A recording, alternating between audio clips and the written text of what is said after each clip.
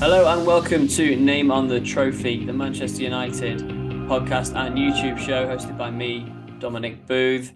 Another one of our stats transfer specials today with Alex Wylie from Sabr Sports. The returning Alex Wylie now on his third appearance, really clocking up the game time at the moment. Alex, thanks for coming back on.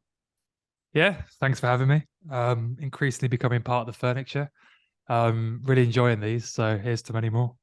Feet under the table, even the confidence to wear a snazzy pattern jumper this week for the YouTube fans, which is good. Yeah, well, the visuals are just as important as the audio, so it matters what we wear.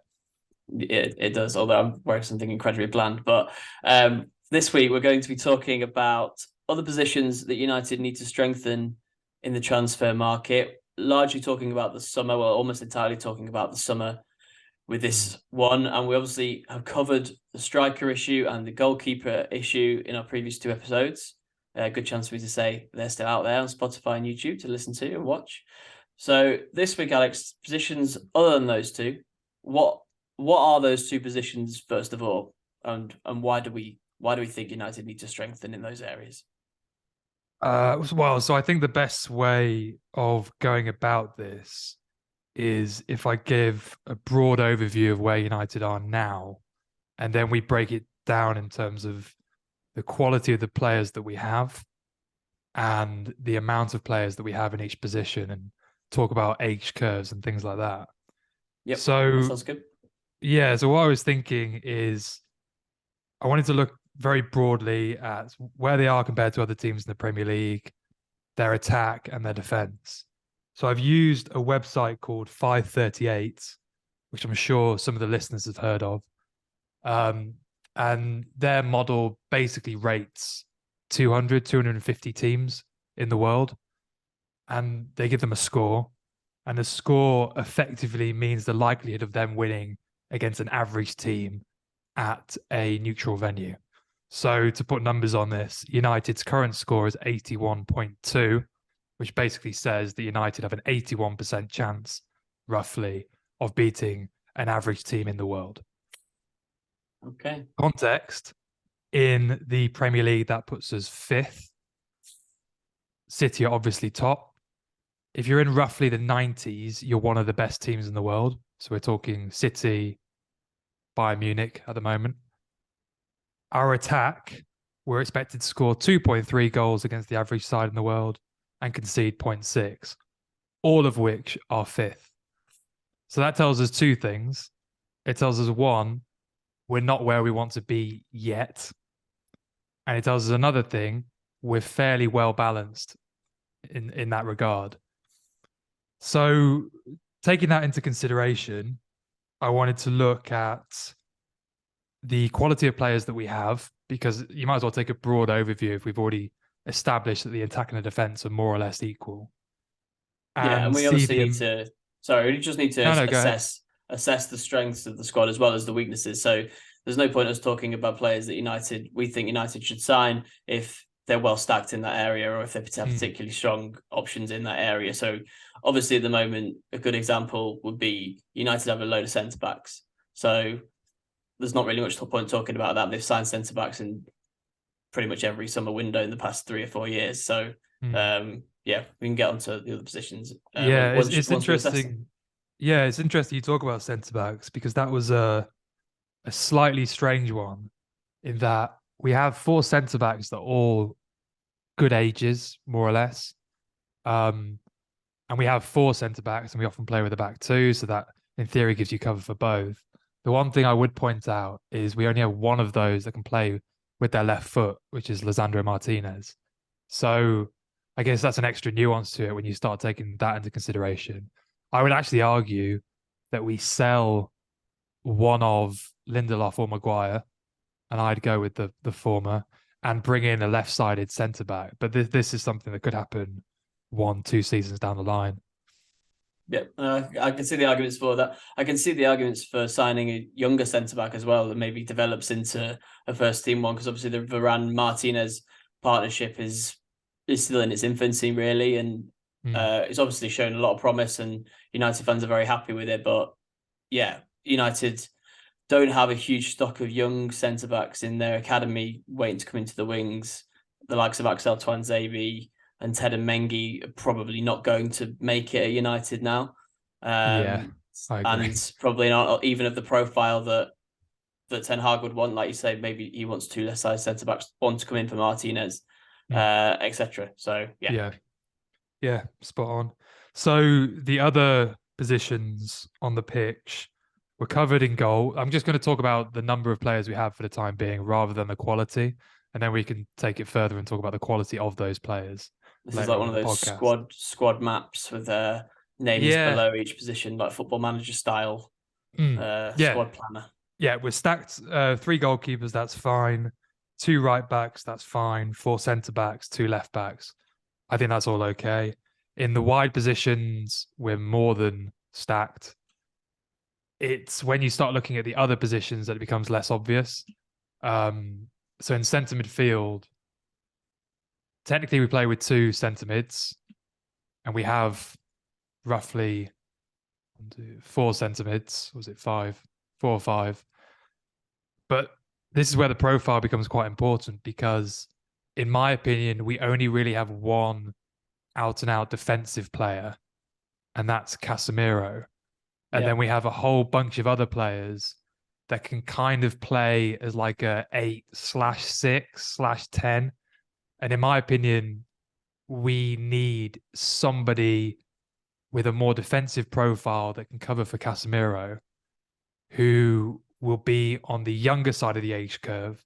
The theory being that as Casemiro gets older and goes into his 30s, 31, 32, you've got a guy who's, I don't know, 23 and 24, 25 and can naturally take his place, which is kind of what Real Madrid have done with Tuchumeni. You know, you've brought in effectively a younger model. I think we need that for both depth and also sort of like squad evolution, if that makes sense. So that's one of the first ones I'd bring up. The second one is the number 10. So we've got Bruno Fernandes, who's arguably our best player. Behind him, Donny van de Beek, maybe. But the more I watch him, I don't see a player who's a 10. I see someone who's, I don't know what Van der Beek is. Is he a second striker? Is he an 8? I don't know what he is, but he's not a creative force. And we don't So, see enough of him, even when he's on the pitch. We don't see enough of him, let no. alone him being on the bench and a series of managers not trusting him with a starting role. So he is a backup at the moment. You know, ideal backup in a way, in that he's willing to play second string to Bruno Fernandes. But I do see United letting Van der Beek go in the summer. Obviously, he picked up that injury after getting a chance in January, but I do see that he will want to move on and play first team football, and United will have to find a different angle for their backup number 10. And it's difficult with Bruno Fernandes as well, because he doesn't want to sit on the bench and he doesn't want to rest. He plays pretty much every minute that he's available for. So, Yeah. you know, Yeah. if you look at the academy point of view again, Hannibal Mejbri, possibly, as a number 10, is doing well on loan at Birmingham, but again, would be definitely a backup. The likes of Ahmad, potentially, again, on loan at the moment. He's more of a wide player anyway. So, yeah, I don't see a sort of a natural successor. Zidane Iqbal is probably more of a deep lying midfielder than a number 10. So, yeah, there's probably not those options in the academy to come through. I think you hit the nail on the head when you said that Bruno Fernandes has played every minute more or less when he can. I think if we bring anyone in that 10 position, it'll have to be someone who I think is pretty young, probably like 20, 21, 22. Someone who's not expecting to get first team football, but will jump at the chance to play for United and can come in certain game situations, in cup games and things like that. Because, I mean, Bruno Fernandes, like I said at the very start, is probably our best player. It doesn't need to be replaced.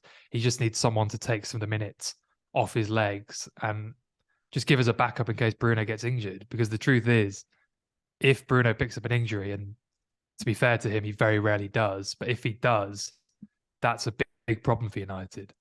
It's almost like our entire creative output is almost tied to that one player in terms of passing. So if he's gone, it's a big issue. And we almost have to completely rework the way that we play. So I think having a backup there does make sense. I don't think it will happen this summer. I just No, don't think United will quite have the foresight. They'll just think, oh, we've got a really good number 10. Why do we need another? But we probably don't hopefully have in the a couple of budget as years, it's well. something. To be fair, if we're talking about a striker signing, a goalkeeper signing, a couple of others that we're going to mention as well, that's probably four Mm, first team signings that need to be made. And if you're adding a high caliber number 10 or even a promising number 10 these days, that player is not going to come on the cheap. no. And the budget in the summer could be anyone's guess. A lot of it depends on what happens with the sale, if it goes through, who buys United. I mean, I imagine that whoever does buy United will be very wealthy. So Yeah, they're not going to be short of cash. we could have an embarrassment of riches. It's probably more dependent on whether the Glazers actually get the sale through. Yeah. It really is Yeah, anyone's everyone, guess. everyone will be listening to this hoping that they do get it through and that the budget is 300 million. But at the moment, it's difficult to pinpoint that, isn't it? Exactly. I mean, we've heard nothing about the sale, really. We heard that they wanted to sell it in the first quarter in December and have heard more or less nothing since that, unless you've heard something I haven't. I've seen a picture of Joe Glazer in Qatar, which supposedly is him negotiating a takeover with a Qatari consortium, but there's no actual evidence to suggest that's what he was doing there. He could have been on holiday, and there's been links with Dubai. There's been links with Apple in America. So Yeah. Jim Ratcliffe is the British billionaire option.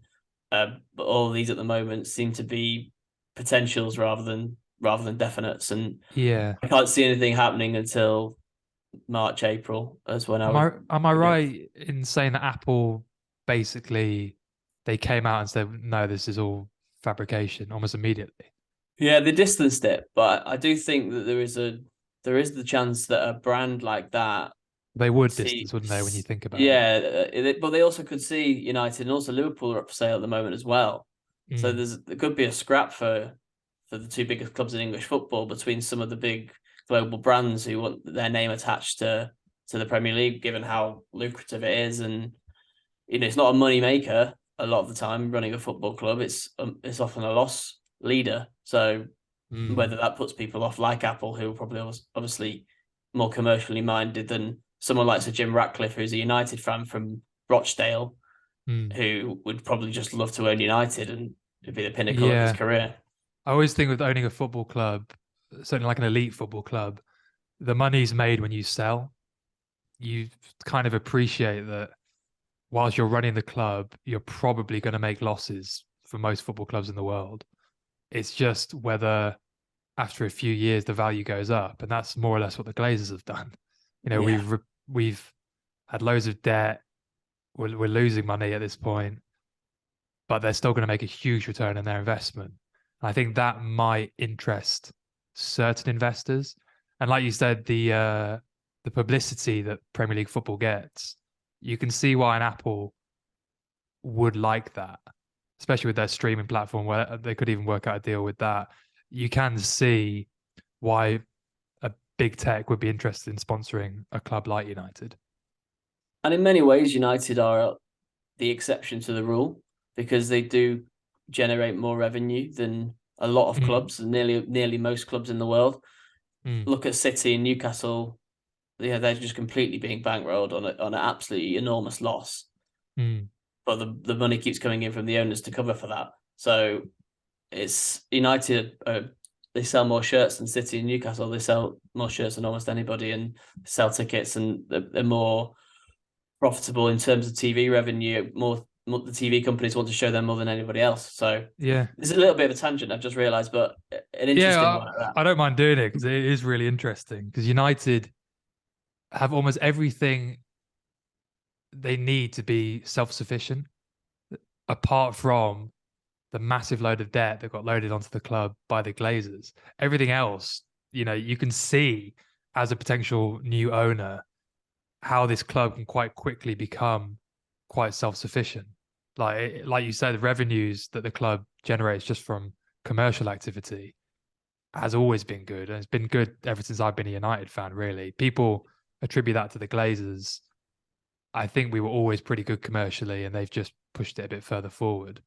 Ed So Woodward yeah, used to get a lot of credit, didn't he, for that? That was what people used yeah, to say. I used to just think, well, he's in a big role at United who sell themselves in many ways, so it's hard to gauge that. yeah. I've always said that United are one of the few clubs where winning football games isn't actually the most important priority for the owners. We might be the only club in the world where the money comes first, what it brings in, what it brings in dividends, and how we actually do on the pitch kind of comes second. It's bizarre, truly If bizarre. only Mike Ashley was still around at Newcastle, and the Glazers wouldn't actually look as bad as they do. Yeah, they still look pretty bad at the time, but yeah, I know That's what you true. mean. Mike Ashley maybe rivaled them in terms of riling the fan base and running it in a pretty abhorrent way. But Mm, let's get back to where we were at. We were at United squad, and this summer transfer window, Glazers or not, yep.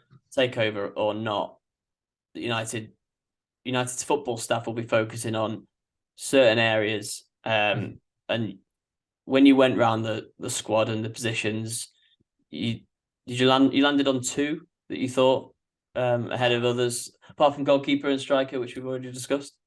Yeah, so I didn't get a chance to talk about strikers. Striker's an obvious one that we're just Yeah, short on. We've got Martial and kind of Rashford, but he's more of a winger, I think. Wout Weghorst. We've now got Wout Weghorst coming in, but that's only going to be for 6 months. So yeah, goalkeeper and striker. Right back, the question, I know we've got two players, they're both decent ages. I think the question has to come down to whether Wan-Bissaka fits the style of play that Ten Hag wants. I think that's a big question mark. And as I said before, I think we have too many players in centre midfield that don't quite fit. So I'd have a backup for Casemiro. I'm happy with Eriksen. I'm probably happy with Fred. And then, in my opinion, I'm selling Van der Beek and McTominay and bringing in a number 8 option there who can progress the ball. Someone like, and this is maybe a nice segue, I don't know, someone like a Frenkie de Jong. It's the perfect segue, yeah. Frenkie de Jong, we know about what happened with Frenkie de Jong last summer. United basically made it abundantly clear that he was their top transfer target. Ten Hag really, really wanted him, and United were willing to back him to gain from Barcelona. And the understanding was that Barcelona needed to sell him because of their financial situation. Then a load of strange things happened at Barcelona. They started buying everybody, and their finances were thrown into a little bit of confusion. There was that clause in De Jong's contract from the COVID era where basically his wage increase was put on hold, and then it was due to come in summer 2022. And that's why he wanted to stay at Barcelona. And I also think that he didn't consider United a particularly appealing prospect at that point, the season that they had under Rangnick and Solskjaer and no Champions League football, all of that stuff. I think he has But an effect. Sorry, I think he also has quite a big affection for Barcelona in general as a club. I think as a Dutchman who's come from Ajax to Barcelona, there's a lot of history there. And I yeah, can see how someone his age probably puts Barcelona on a pretty high pedestal. So yeah, I think there's that to it as well. there was that. I think he considered it a dream, didn't he, when he first went there a few years Mm, ago? mm, And he's still 25, so he's still a player that we know is still on United's radar, and that Ten Hag particularly really, really likes. Work together at Ajax. yeah, And the story was in December that De Jong has now told Erik Ten Hag that he would be happy to come to United, basically performing a U-turn on his stance, and that De Jong has had a change of heart and believes that United could now be a good move for him. Now, does that come from Ten Hag and United and what's happened in the past few months since the start of the season, or does that come from De Jong's situation at Barcelona? How has De Jong been performing at Barcelona? Is he the player that United think they could be getting? yeah. So I guess there's the first thing. Was it Ten Hag or is it more the Barcelona situation? I'm inclined to think it's the Barcelona situation because Frenkie de Jong and Ten Hag have known each other for a long time. I'm struggling to see how over the last few months what could have realistically changed. I know we're a slightly better team, but it's still, yeah, I'm Baby not sure about steps. that. Yeah, the Barcelona situation, they're still financially in a lot of trouble. And it wouldn't surprise me if behind the scenes there's a bit of pressure to leave. He's also not getting guaranteed game time with Pedri and Gavi both playing. So I can see why that would bother him. And they're out of the Champions League, which is something he mentioned during the summer as a reason to stay. So I actually think it's the Barcelona situation more than anything else that could be the reason for that. In terms of how's he performing, um, I I'd probably argue there isn't a better player in his mold in world football in terms of what he brings. So his Sabr score, which for new listeners is a score that we derive by looking at a player's on the pitch statistics and seeing the effect it has on effectively winning games. His Sabr score is 88, which is one of the best in world football. He's a fantastic ball carrier, fantastic progressive passer. He's brilliant at getting the ball from between the defensive and middle third and moving it to the attacking slash middle third. You know, that phase of play. He's brilliant at doing it, whether that be carrying it. So I think his dribbles 1.4, 88th percentile for top 5 European leagues. Progressive passes, which I think are passes over a certain distance, 5, which is the 87th percentile. And despite that, still keeps the ball almost 90% of the time, which is 93rd percentile. I mean, these are really, really impressive numbers. And it almost goes without saying, Frenkie de Jong is very, very good. And if we can get him, we should get him. I just don't want United to get stuck in effectively what happened in the summer, where there's like a lack of communication as to whether he actually wants to come or not. It should be a case of almost setting a deadline in the window and saying, if it gets this deadline and you're not at the club, we are going to move on to our plan Bs and mean it. Yeah, well, United have been in that situation with other players, Jadon Sancho and Dortmund. When Dortmund messed them about in that summer, United thought they could get him. They thought they could get him. Dortmund set a deadline. United basically ignored that deadline, thought they could still get him, and then it was put on hold for a whole year. It's just happened time and time again with United and transfer targets. Erling Haaland, Jude Bellingham, they missed the boat. They go elsewhere. And I think the saving grace with the De Jong situation is Ten Hag and their relationship, which is obvious and we've spoken about. The Barcelona situation probably helps, and the emergence of Gavi and Pedri is quite nice for United because they're probably, those two and De Jong are probably in the top 5 in terms of world central midfielders, right? So yeah, Barcelona Pedri is have got fantastic. an absolute, they've got an embarrassment of riches. Exactly. So in short, Alex, De Jong is that progressive number 8 that you spoke of that is really the top priority in terms of midfield that United should look at in the summer. Yeah, he'd effectively play where Eriksen is currently playing. But with Eriksen, you are getting ball progression. Like he is progressing the ball. You're not quite getting ball progression in terms of dribbling and carrying the ball. You don't quite get that with Eriksen, which you would with De Jong. De Jong is also a lot younger, obviously, 20, 25, as you said. And I think can offer a little bit more off the ball. And that's more because Eriksen offers very little rather than De Jong's particularly exceptional at that. But Yeah. I come back to it. De Jong would be a fantastic signing. He really would.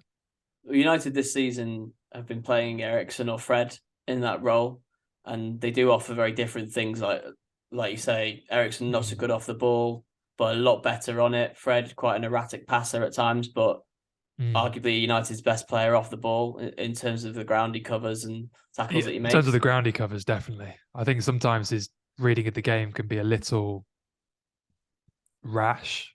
Yeah. But the amount of distance he covers is phenomenal. He really does get in players' faces. But United signed Casemiro in the summer, and a lot of people saw that as a De Jong alternative, but it really wasn't. It was De Jong was never going to be the sitting number 6. No. Or not really the player that United needed. United needed Casemiro to hold the fort. It's why they were so long chasing Declan Rice. They wanted someone in that proper deep lying number 6 defensive destroyer mold, Yeah. and that's what Casemiro is, and it's not really what De Jong is. Yeah, I think I saw Ten Hag describe Casemiro as the cement between the stones. Is that what he said?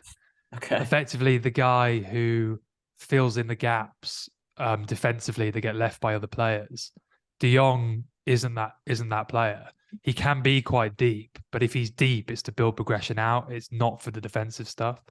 So you're spot on. Casemiro and De Jong are not similar players whatsoever. In fact, I could see how they could work quite well together. If you have Casemiro being more responsible on the defensive side of the ball and De Jong being the guy that Casemiro passes it to progress it up. Kind of like how Casemiro has worked with alongside the likes of Modric, who's better at that. I will say Casemiro's passing is better than I thought it would be. Yeah. At Real Madrid, it was just constant side passes, but now he's at United, he seems to be more willing to play through the lines than he was before. But There's a little yeah, bit more onus on him, isn't there? Because of maybe the passing in the rest of the team isn't as good. And Fernandez is such a erratic passer. Eriksen's obviously a very, very good passer, but Casemiro's come into his own, and the way United play with the wingers high and wide and playing on the counter attack a lot of the time suits Casemiro's range of passing, it seems. yeah, players like Rashford constantly making runs behind the line. I know that Ten Hag actually quite likes the wingers sometimes coming in, especially if the fullbacks are going around the side. But in terms of like those runs that you were alluding to, Rashford just constantly makes them from wide positions all the time, and you can see why Casemiro is more inclined to play that pass. But if we were to get someone like Frenkie de Jong, I think his passing would become a bit less expressive, a bit more simple, and then Frenkie de Jong would be the guy who's playing those passes and carrying the ball if and when he's needed to. Yeah, it was quite amusing. We were at Old Trafford the other day for the Charlton game, and Casemiro Yeah, found himself in the wide position on the end of a pass. I can't remember who played the pass actually. I think it was Eriksen. I think it was Eriksen. Yeah, And it was not Casemiro's strength, put it that way, to be chasing the ball into the channels. It didn't really seem to have that turn of pace that Rashford has, for example. no, no, he's thankfully he reads the game well enough that he doesn't need to be particularly quick. I am a little concerned as he approaches his 30s that might become an increasing problem. But for now, you could argue that Casemiro has been our best player of the season. Yeah. The other player that I just wanted to bring up in this section before we talk about the other position, Yeah. Alex, and I know you don't have stats prepared on him, but just an opinion really, is Enzo Fernandez. Mm-hmm. And he was close to moving to Chelsea in January. It didn't happen. I think Benfica directors come out and said now that that's over. Enzo Fernandez is staying for the rest of the season, but he has been mentioned in dispatches in relation to United, and I think, am I right in saying a similar mold to De Jong in terms of what he offers, and maybe a similar price tag as well in terms of 100 million plus if he does move. Yeah, it's funny you mentioned Enzo Fernandez. So when he was at River Plate, he was jumping out as a player that could play in a top 5 European league in our app. He is remarkably well rounded. So I'd say he's actually defensively more active than De Jong. Maybe not quite as accomplished passer, but still chips in with quite a few assists and quite a few goals. So for Argentina, you saw him sitting really deep. But for Benfica and River Plate, he actually pushed on a bit further up. So I think he's very versatile.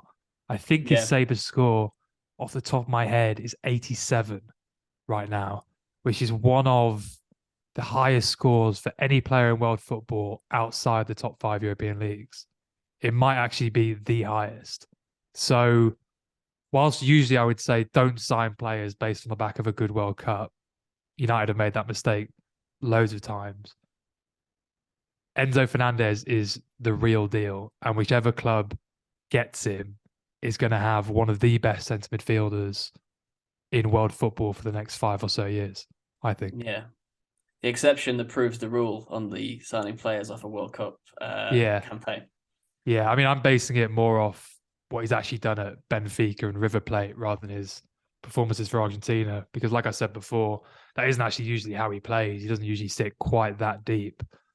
But yeah, he is phenomenal. And you saw with Argentina, as soon as he started playing for them, they looked so much better. As soon as he Yeah. came off the bench and started playing, they looked so much more well put together than they did before. They had so many spaces that were just getting left open before he actually came on the pitch. If only they played Lisandro Martinez more, and it would have been an easier campaign. They would have won the World Cup an absolute canter. I couldn't believe that Otamendi starting ahead of Yeah, I just Martinez. think because Otamendi's been around for so long, he's got quite a lot of not sure what the word Clout. is. Yeah, clout in the bank that Lisandro hasn't quite got yet. But for me, Lisandro Martinez might be one of the best centre backs in the world, which might come back to bite me now that I've said it.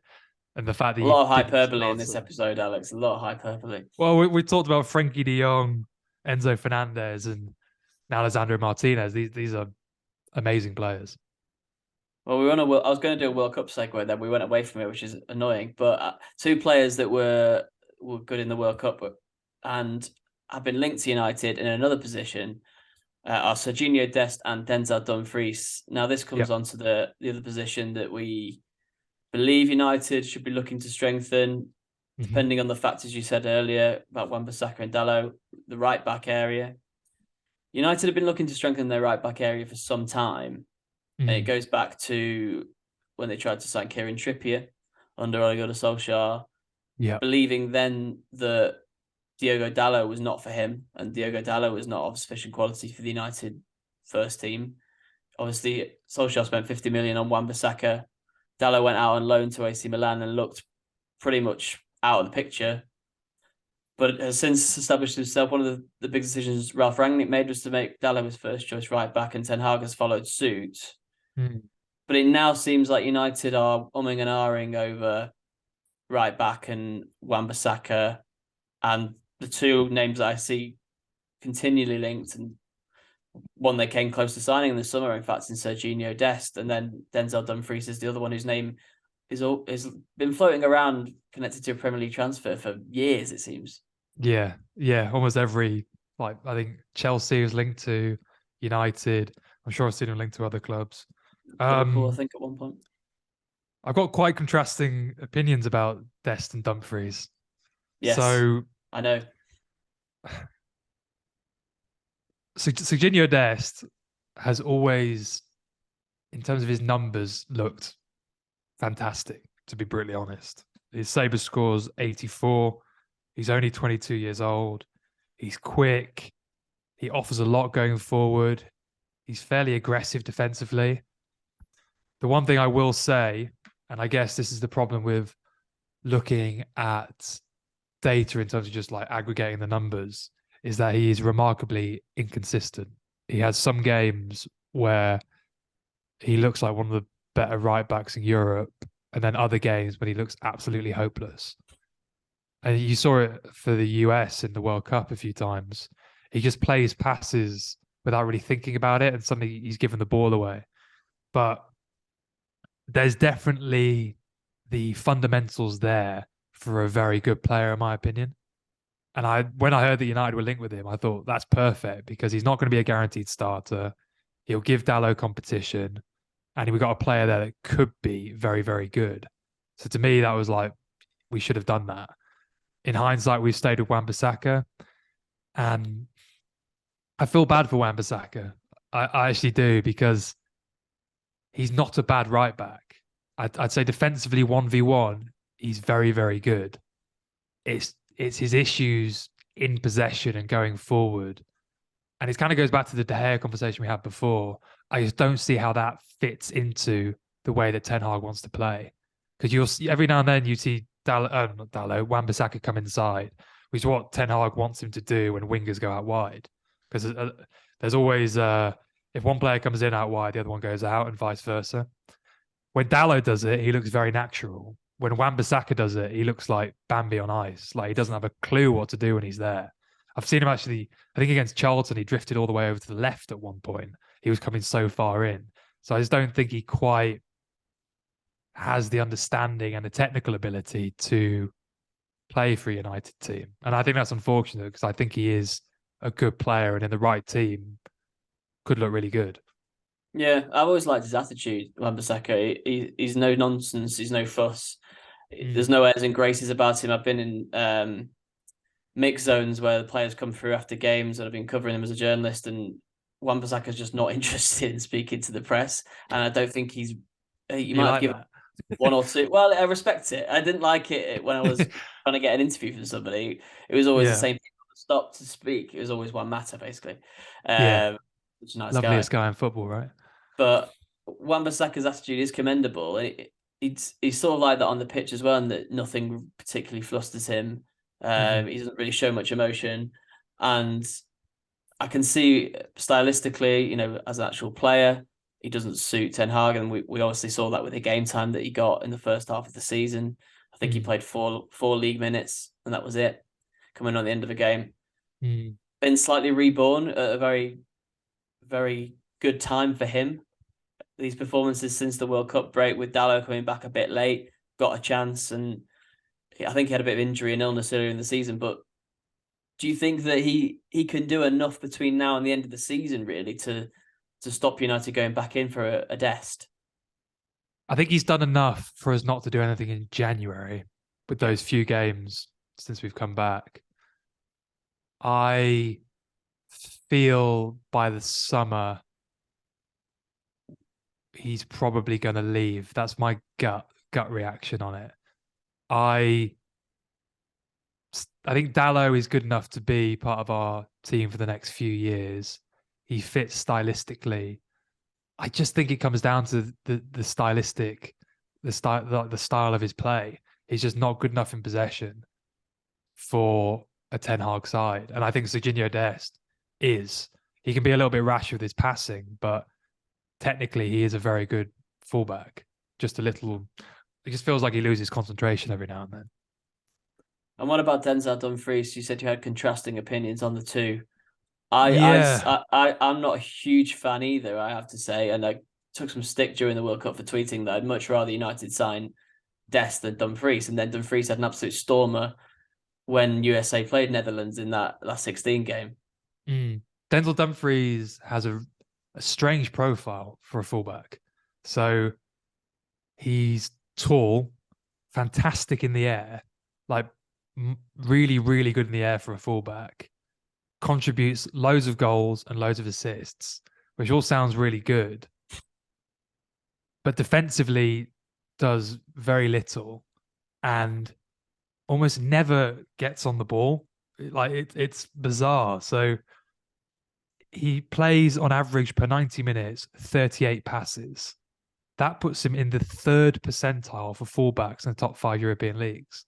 So more or less bottom. So he's almost like he's a fullback who gets like the final one or two touches in every like attacking phase of play, which is bizarre because usually fullbacks are like the one that are a little bit further back or they're helping progress it down the line.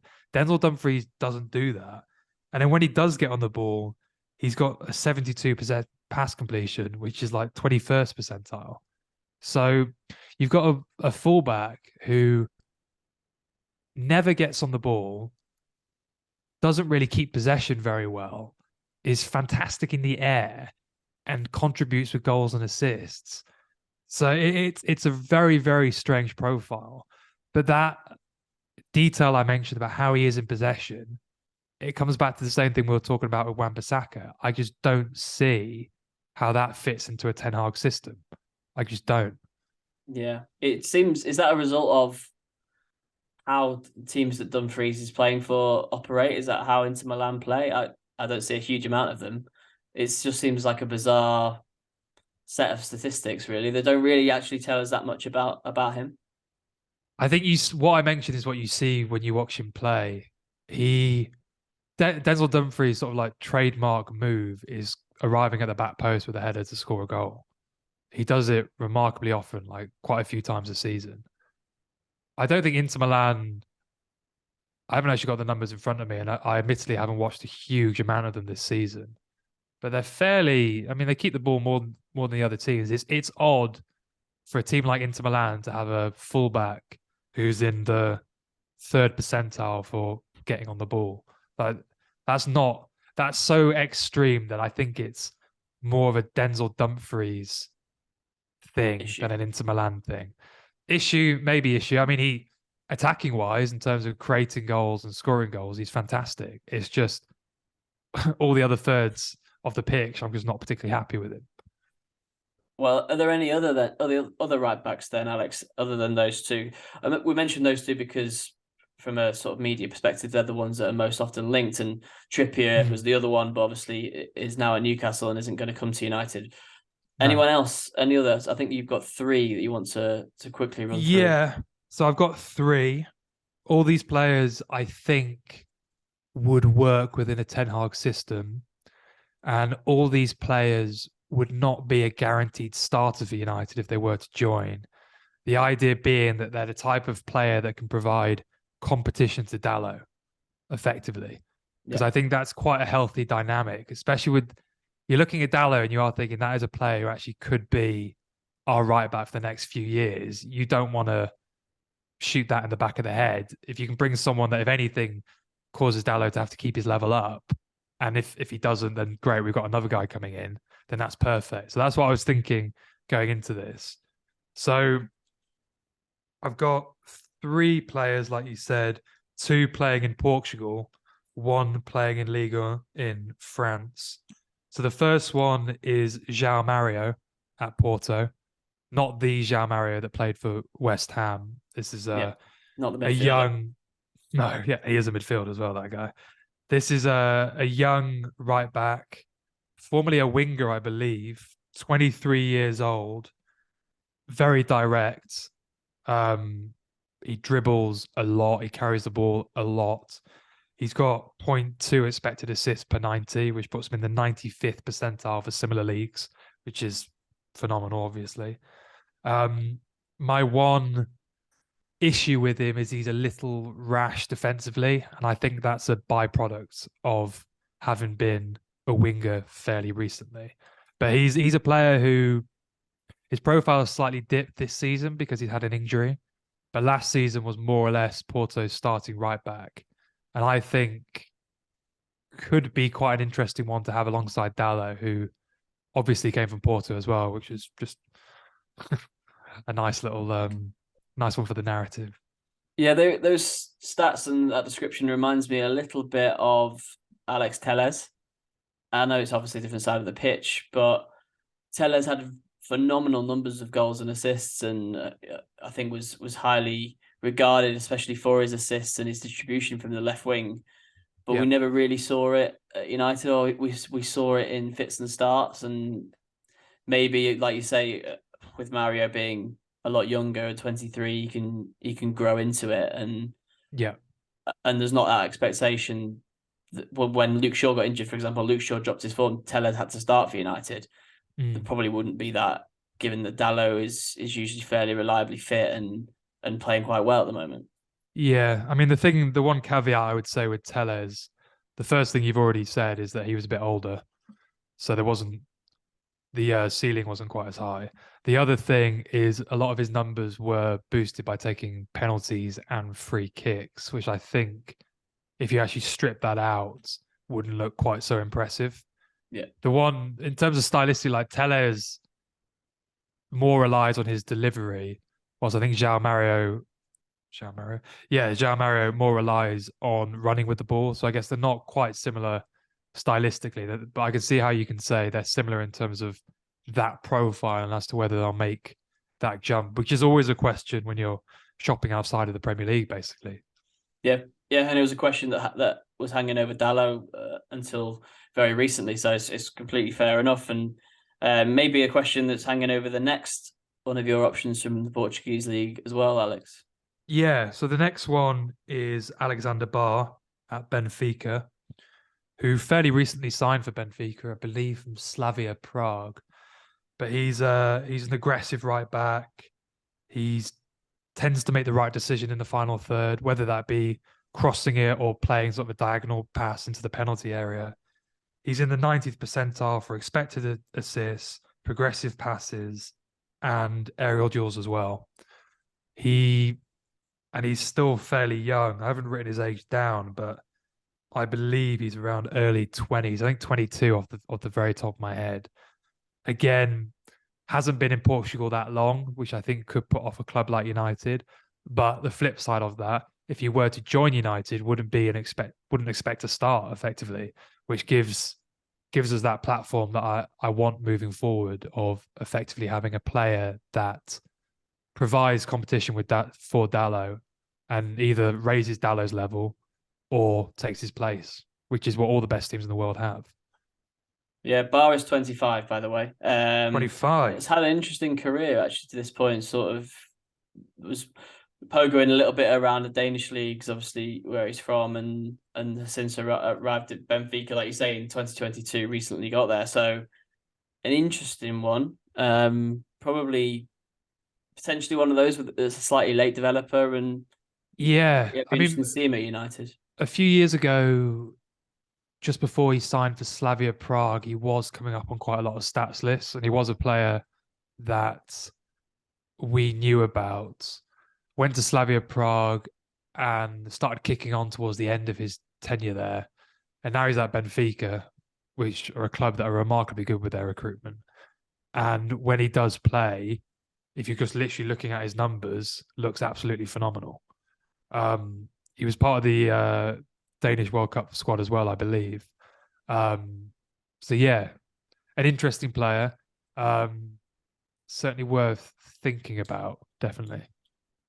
Okay, let's have the third one on your list then, and we can summarize and again tell United what they should be doing this summer. Yeah, so the final option and probably the best option I have is Malo Gusto at Lyon. So he has a Sabre score of 83, which is very, very good. Dalot is 79 and Wan-Bissaka is 76. So statistically, on our end at least, profiling better. He's only 19 years old, which is very, very young to be starting consistently for Lyon. A great crosser, quick, pretty active off the ball as well. Probably not as quick as someone like Alexander Barr or even João Mario, but still quick enough that he offers quite a lot and very, very comfortable receiving the ball. Constantly gets on the ball, more than happy to take the ball in all sorts of situations.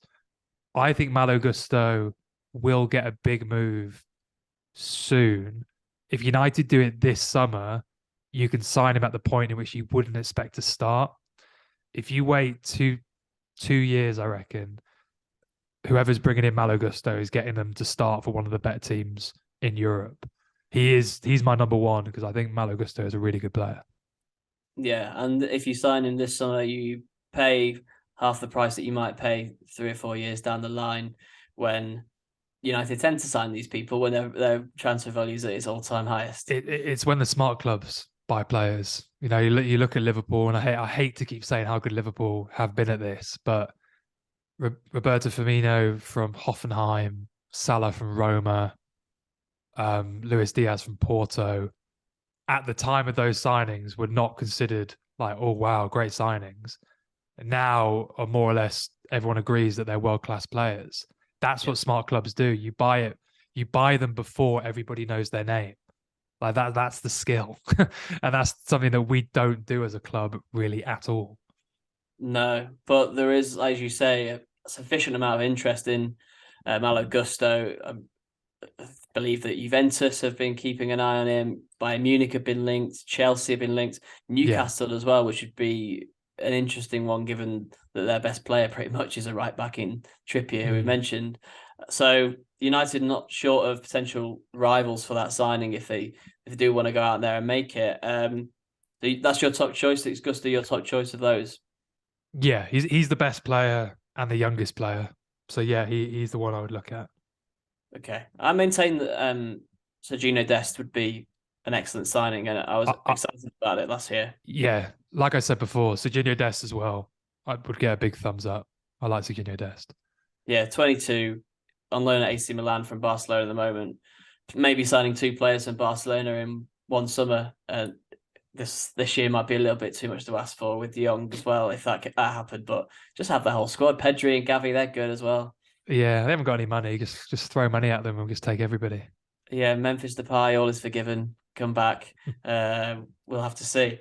But I believe that's probably our longest episode and most in-depth episode so far, Alex. So I think that's pat on the back for both of us. Yeah. Yeah, no, it's always a pleasure. Always a pleasure. And we'll be back for plenty more of these stats transfer specials with Alex Wylie from Sabr Sports. In the future, you can drop them a follow, Sabr_sports, and follow us on Twitter. And we're on Instagram now, name on the trophy, name underscore on the trophy on Instagram. But yeah, that's pretty much all from myself and Alex. Thanks again, Alex. Cheers. Thanks for having me. And thanks for listening. We'll be back again very soon. Cheers.